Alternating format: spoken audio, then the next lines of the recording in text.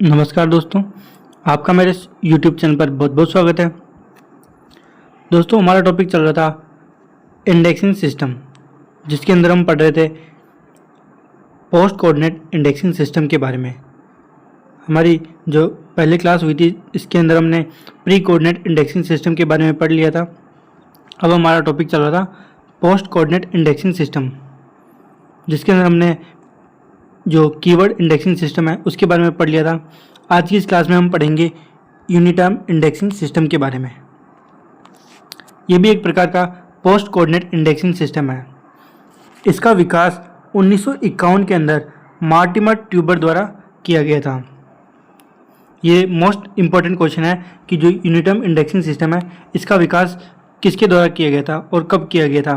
तो इसका विकास 1951 के अंदर मॉर्टिमर ट्यूबर द्वारा किया गया था। आगे देखते हैं। 1953 में मॉर्टिमर ट्यूबर ने डॉक्यूमेंटेशन इनकॉर्पोरेटेड नाम की एक निजी सूचना सेवा कंपनी की स्थापना की थी। कब की थी?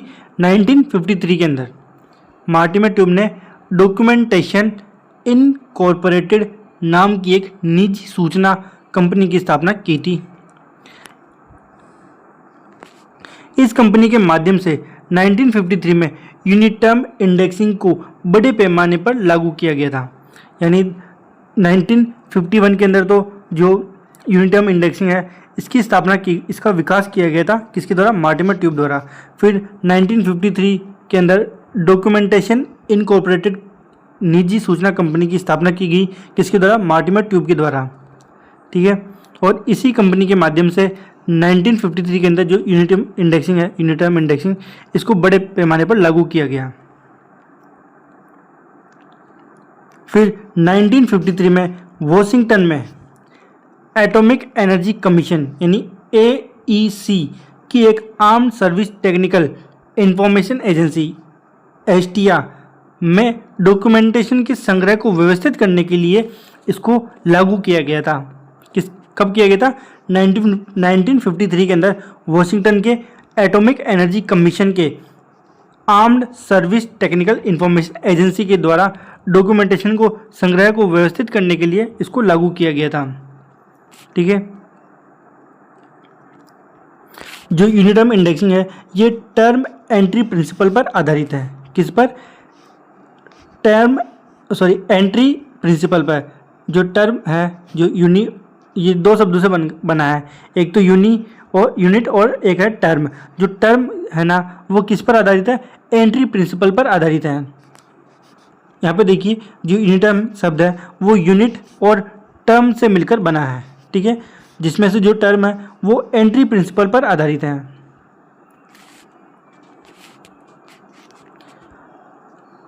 ये यूनिटर्म शब्द है यूनिट और टर्म से मिलकर बना है, जिसका अर्थ है जटिल विषयों को अकेले स्वतंत्र शब्दों में तोड़ना। जो यूनिट टर्म का मतलब क्या हो गया? जो जटिल शब्द होते हैं, जटिल विषय, उनको अकेले स्वतंत्र विषयों में तोड़ना। आगे 1951 में मॉर्टिमर ट्यूब ने कोऑर्डिनेट इंडेक्सिंग का प्रस्ताव रखा था। कब रखा था? 1953 के अंदर मॉर्टिमर ट्यूब ने कोऑर्डिनेट इंडेक्सिंग का प्रस्ताव रखा था। कोऑर्डिनेट इंडेक्सिंग में विषयों को शुरुआत में ही आपस में जोड़ने के बजाय उन्हें बुनियादी यूनिट में तोड़ा जाता है। ठीक है।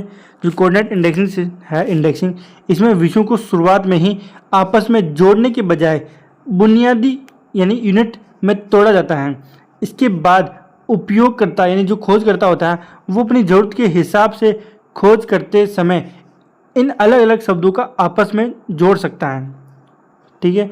जो कोऑर्डिनेट इंडेक्सिंग है, इसमें क्या हम शुरुआत में ही जो शब्द होते हैं उनको अलग अलग तोड़ लेते हैं, और उसके बाद जो उपयोग करता है यानी जो यूज़र होता है, वो अपनी ज़रूरत के हिसाब से ही इन शब्दों को अलग अलग शब्दों को आपस में जोड़ लेता है। ठीक है।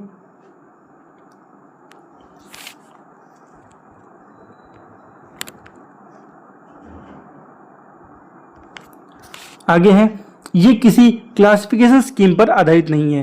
यानी जो यूनिटर्म इंडेक्सिंग है, ये किसी भी क्लासिफिकेशन स्कीम पर आधारित नहीं है। और ये पदों पर आधारित होता है, यानी जो यूनिट टर्म है, यानी जो टर्म शब्द है, ये किस पर आधारित है? पदों पर आधारित होता है। इसमें पदों पर कोई कंट्रोल यानी कोई नियंत्रण नहीं होता है। जो यूनिट टर्म इंडेक्सिंग है, इसके अंदर जो पद होते हैं यानी जो टर्म होते हैं, इन पर कोई भी कंट्रोल नहीं होता है इसके अंदर। आगे इसमें एक शब्द के द्वारा इंडेक्सिंग की जाती है। किसके द्वारा की जाती है? एक ही शब्द के द्वारा जो इंडेक्सिंग है वो की जाती है। और इसमें अनुक्रमित यानी जो इंडेक्स्ड दस्तावेजों की पाठ यानी जो टेक्स्ट है से पदों का चयन किया जाता है। यानी जो इंडेक्स्ड दस्तावेज हैं, इनमें जो पार्ट होते हैं, इससे जो पद होते हैं उनका चयन किया जाता है। आगे कार्ड को 10 कॉलम में बांटा जाता है, 0 से लेकर 9 तक। यानी जो यूनिट टर्म इंडेक्सिंग है, इसके अंदर जो कार्ड होता है उसको 10 कॉलम में बांटा जाता है। कैसे? सबसे पहले 0, फिर 1 2 3 4 5 6 7 9 तक इसको ऐसे बांटा जाता है। ठीक है, 10 कॉलम के अंदर।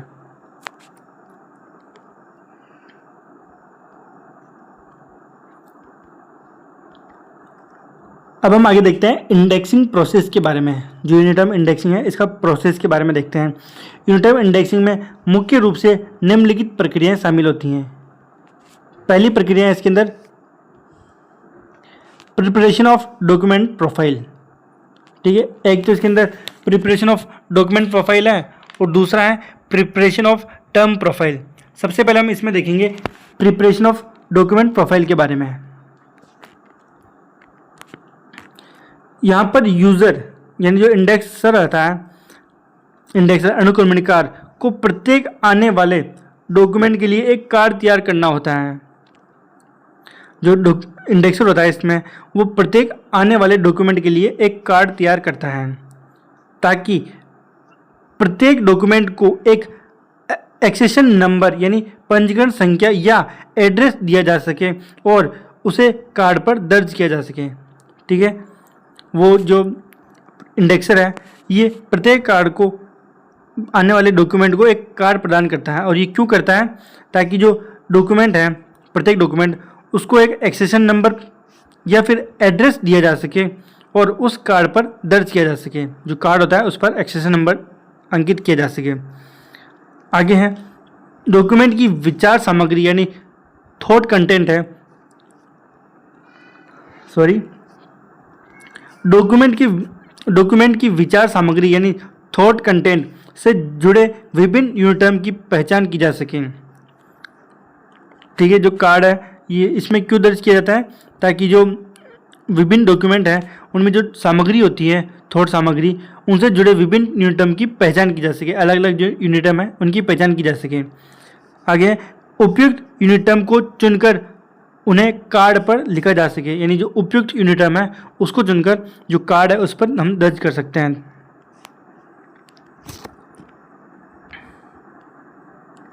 आगे है प्रत्येक डॉक्यूमेंट का एक एब्स्ट्रैक्ट यानी सार तैयार करके उसे कार्ड पर दर्ज किया जाता है। ठीक है, जितना भी डॉक्यूमेंट हमारे पास, उनका एक एब्स्ट्रैक्ट तैयार किया जाता है और उसे कार्ड पर दर्ज किया जाता है। आगे है ताकि डॉक्यूमेंट के बिब्लियोग्राफिकल डिटेल को कार्ड पर लिखा जा सके। जो भी बिब्लियोग्राफिक डिटेल है इसको कार्ड पर लिखा जा सके, इसलिए जो प्रिपरेशन ऑफ डॉक्यूमेंट प्रोफाइल है ये की जाती है।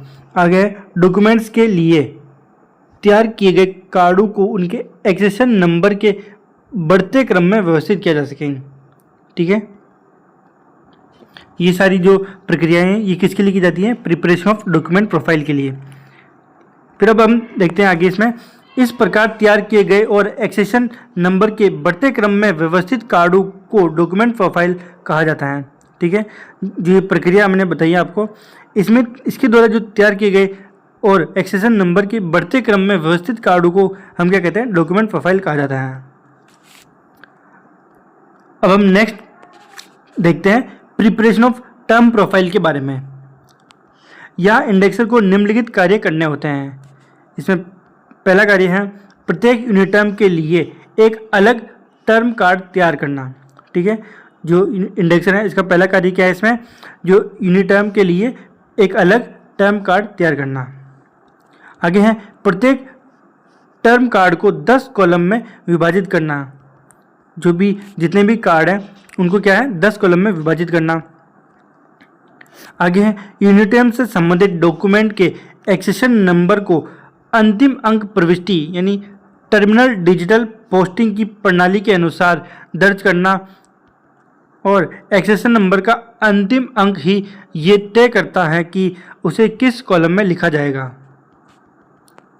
ठीक है, यूनिटर्म से संबंधित डॉक्यूमेंट के एक्सेशन नंबर को अंतिम अंक प्रविष्टि यानी टर्मिनल डिजिट पोस्टिंग की प्रणाली के अनुसार दर्ज करना, और एक्सेशन नंबर का अंतिम अंक ही ये तय करता है कि उसे किस कॉलम में लिखा जाएगा। ठीक है, आगे है सभी टर्म कार्ड को यूनिटर्म के अल्फाबेटिकल ऑर्डर में व्यवस्थित किया जाता है। जितने भी टर्म कार्ड हैं इसके अंदर इनको किस में व्यवस्थित किया जाता है? अल्फाबेटिकल ऑर्डर के अंदर व्यवस्थित किया जाता है। आगे है वर्णानुक्रम में व्यवस्थित इन टर्म कार्ड्स को सिस्टम का टर्म प्रोफाइल कहा जाता है। तो इसको क्या कहा जाता है? जितने भी यो वर्णानुक्रम में व्यवस्थित जो टर्म कार्ड है इनको क्या कहा जाता है? टर्म प्रोफाइल कहा जाता है। ठीक है, तो यहाँ पर जो हमारा यूनिटर्म इंडेक्सिंग सिस्टम है यहाँ पर कंप्लीट होता है। जो यूनिटर्म इंडेक्सिंग सिस्टम है यहाँ पर हमारा कंप्लीट हुआ है। अब हम नेक्स्ट देखेंगे पीक अबू या फिर ऑप्टिकल कोइंसिडेंस कार्ड। जो पीक अबू इंडेक्सिंग सिस्टम है इसे क्या कहते हैं? ऑप्टिकल कोइंसिडेंस कार्ड भी कहते हैं।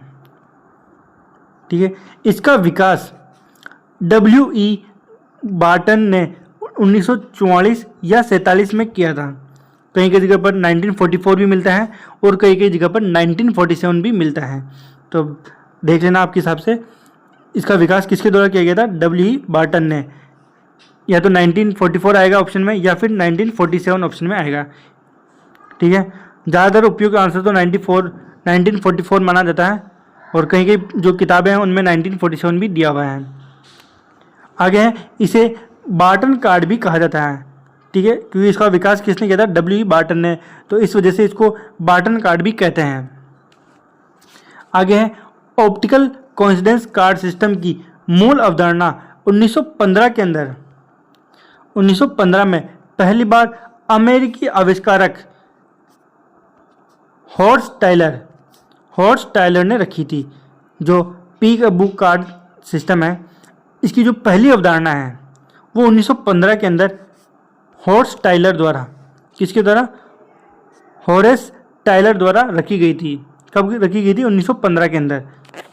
ठीक है, इसकी ये मूल अवधारणा रखी गई थी और किस नाम से रखी गई थी? ये ऑप्टिकल कोइंसिडेंस कार्ड सिस्टम के नाम से रखी गई थी। ठीक है, फिर 1954 के अंदर W.A. वाइल्ड हैक और जे स्टर्न ने इस तकनीक का नाम पीक अबू रखा। देखो, सबसे पहले तो 1915 के अंदर हॉरेस टायलर ने ऑप्टिकल कोइंसिडेंस कार्ड सिस्टम की मूल अवधारणा रखी थी। फिर 1954 के अंदर W.A. वाइल्ड और जे स्टर्न ने इस तकनीक का नाम क्या रखा था? पीक अबू नाम रखा था। ठीक है, इसमें आप कंफ्यूज मत होना। इसका विकास किसने किया था? W.E. बार्टन ने। ठीक है, 1944 के अंदर। और इसकी मूल अवधारणा किस नाम से रखी गई थी?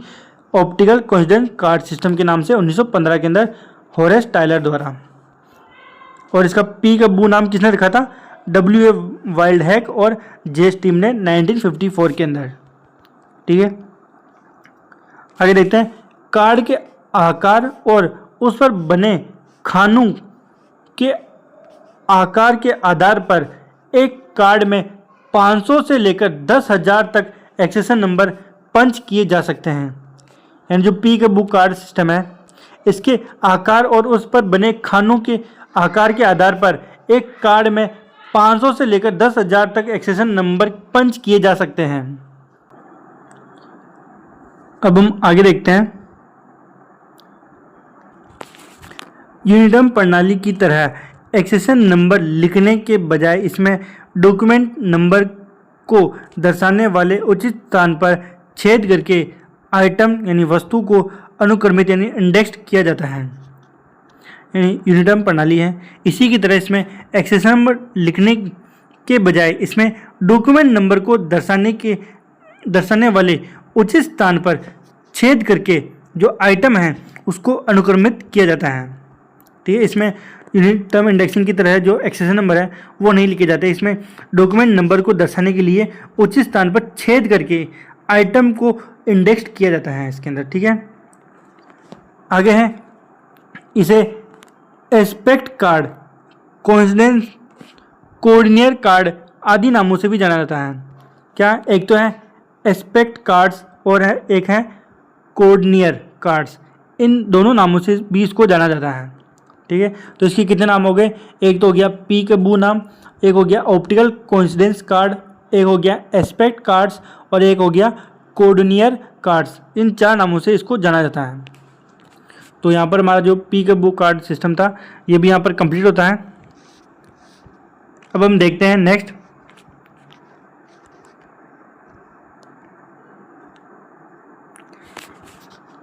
Aged नोटेज्ड card. क्या, एज नोटेज्ड कार्ड,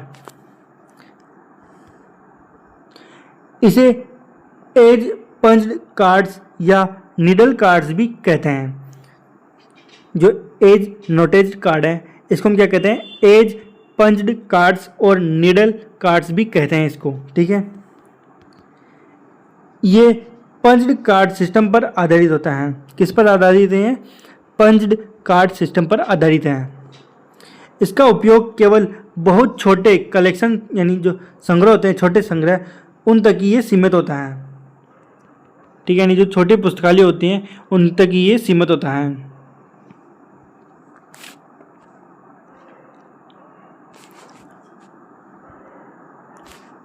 अब हम इसकी कुछ विशेषताएं देखते हैं। इसमें एक कार्ड केवल एक ही डॉक्यूमेंट को दर्शाता है। ठीक है, इसकी पहली विशेषता क्या है कि जो एक कार्ड है वो केवल एक ही डॉक्यूमेंट को दर्शाता है। आगे दूसरी विशेषता है इसकी, एक कार्ड पर छेदों की संख्या आमतौर पर 75 से लेकर 128 तक होती हैं। कितनी? एक कार्ड पर जो छेदों की संख्या है वो आमतौर पर 75 से लेकर 128 तक होती हैं, यानी 75 से लेकर 128 तक इसमें छेदों की संख्या होती है। इसकी तीसरी विशेषता है, इसमें आने वाले डॉक्यूमेंट की विचार सामग्री से संबंधित शब्दों की एक सूची यानी टर्म प्रोफाइल उनके क्रम संख्या सहित तैयार की जाती हैं। ठीक है, इसमें जितने भी डॉक्यूमेंट हैं इनकी विचार सामग्री से संबंधित शब्दों की एक सूची यानी टर्म प्रोफाइल उनके क्रम संख्या सहित तैयार की जाती हैं। आगे, कार्ड का प्रत्येक छेद एक खास इंडेक्स टर्म को दर्शाता है। ठीक है, इसमें जो कार्ड है उसका प्रत्येक छेद एक खास इंडेक्स टर्म को दर्शाता है इसके अंदर। तो ये सारी इसकी विशेषता होगी। तो यहाँ पर हमारा जो एज नोटेज्ड कार्ड्स था ये भी यहाँ पर कंप्लीट होता है।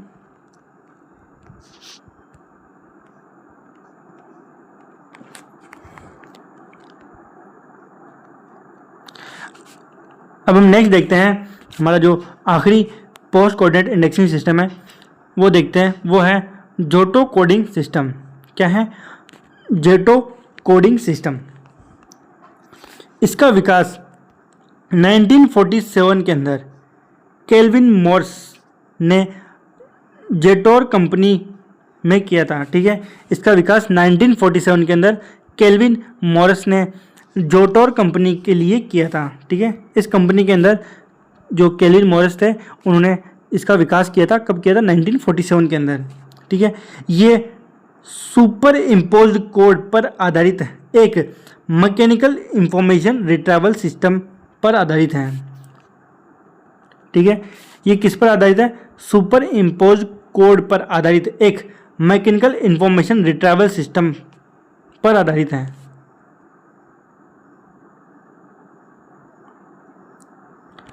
तो यहाँ पर जो हमारा जोटो कोडिंग सिस्टम है ये भी यहाँ पर कंप्लीट होता है।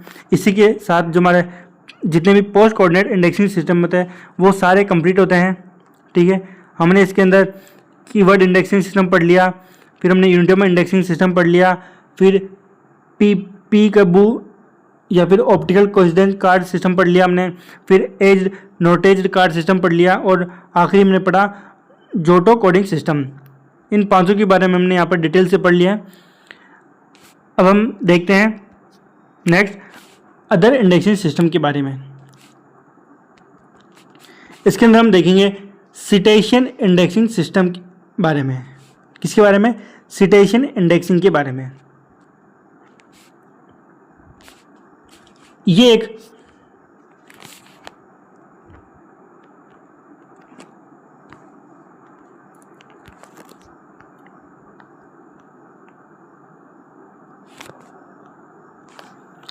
अदर इंडेक्सिंग सिस्टम के अंदर हम पढ़ रहे हैं सिटेशन इंडेक्सिंग सिस्टम या फिर सिटेशन इंडेक्सिंग के बारे में। ठीक है, ये एक नॉन कन्वेंशनल इंडेक्सिंग सिस्टम है। जो सिटेशन इंडेक्सिंग है ये क्या है? एक प्रकार का नॉन कन्वेंशनल इंडेक्सिंग सिस्टम है, और इसका विकास यूजिन गारफील्ड द्वारा 1960 या 1961 में किया गया था। कहीं कहीं पुस्तकों में 1960 ही मिलता है और कहीं कहीं जगहों पर 1961 भी मिलता है। ठीक है, तो इसका विकास यूजिन गारफील्ड द्वारा 1960 या 1961 के अंदर किया गया था, और ये एक प्रकार का नॉन कन्वेंशनल इंडेक्सिंग सिस्टम है।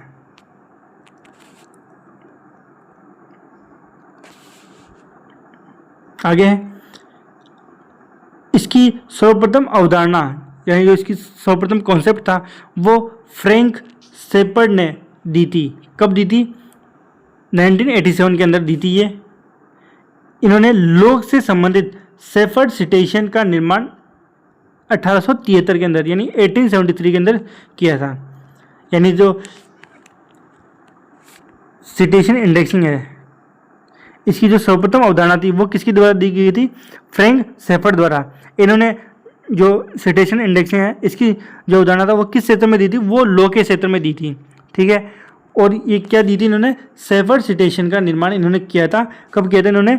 1873 के अंदर। ठीक है, इन्होंने शेपर्ड सिटेशन के नाम से जो सिटेशन इंडेक्सिंग सिस्टम है इसकी अवधारणा दी थी 1873 के अंदर। ठीक है,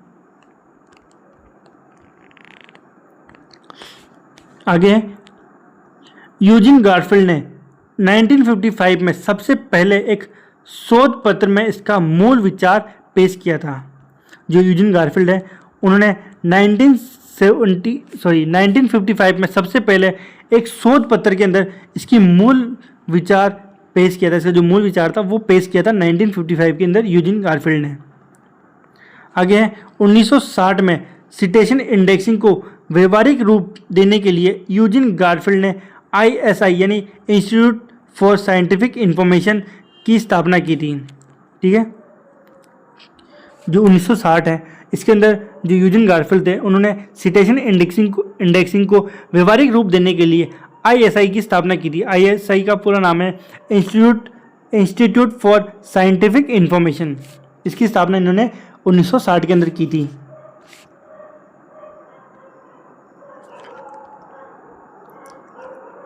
आगे है 1963 में यूजिन गारफील्ड और ISI ने ISI ने साइंस सिटेशन इंडेक्सिंग प्रकाशित किया था। जो यूजिन गारफील्ड है और जो ISI है इन्होंने 1963 के अंदर साइंस सिटेशन इंडेक्सिंग प्रकाशित किया था। कहीं कहीं जगह पर जो 1964 भी मिलता है, यानी कहीं कहीं जगह पर 1963 नाम मिलकर जो 1963 है ये नाम मिलकर 1964 भी दिया हुआ है, तो आप देख लेना। तो 1964 के अंदर यूजिन गारफील्ड और ISI ने साइंस सिटेशन इंडेक्सिंग को प्रकाशित किया था। आगे 1973 में ISI ने सोशल साइंस सिटेशन